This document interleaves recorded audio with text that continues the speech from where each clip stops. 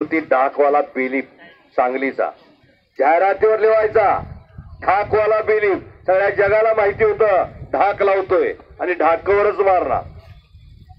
एक किस्सा सांगतो, हे बोलणार आहे किस्सा सांगतो जरा शांतरा। बारीक सरीचा होता तो ढाकवाला बिलीप आणि मोठ्या जोडीतला मल्लाप्पा तडाके शाहूपुरीचा मोठी जोड, पण कुस्ती ठरली। त्या हशम तांबोळीला मोठा राग आला।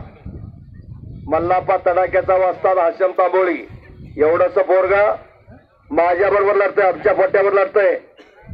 एक महिना वटवून घेतलं मल्लाप्पा तडाक्याला, ढाकवाल्या बिलीपला ढाकवरच मारायचं आणि एक महिन्यानं कुस्ती लागली।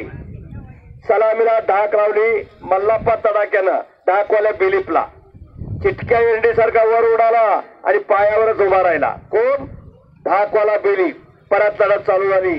लढता लढता काय म्हणतो ढाकवाला बिलीप, मल्लू वैशी नाही ढाकला जाती, देखो ऐशी म्हणला आणि ढाक लावून निघून गेला। याला म्हणतात खासियत। आज तुम्ही रणजितची ढाक बघितली, ही ढाकवाला बिलीप प्रसिद्ध झाला। तो सांगून सवरून मारणार आणि जाहिरातीवर ढाकवाला बिलीप। तरी अण्णा यांचा सत्कार उपसरपंच संभाजी शेळके बापू करत आहेत। सगळ्यांनी टाळ्या वाजवायच्या। उत्कृष्ट निवेदन केल्याबद्दल समितीतर्फे अण्णांचा सत्कार संभाजी शेळके बापू यांच्या हस्ते संपन्न होतो।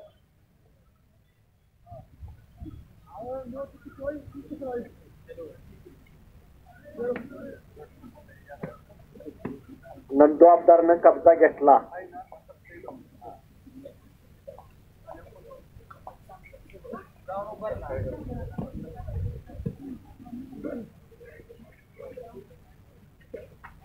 मल्ल सम्राट असलम काजी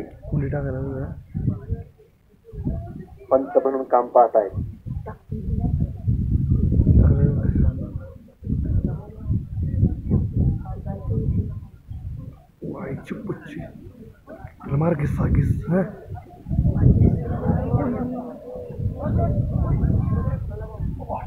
पडलं आणि पाय पकडेला निकम पैलवांना तिथंच हाताला एकलंगी बसवली नंदू अवतारनं, हाताला एकलंगी बसवली नंदू अवतारनं आणि त्यातून निघाला। दुहेरी पटाला लागला नंदू अवतार, दुहेरी पटावरती नंदू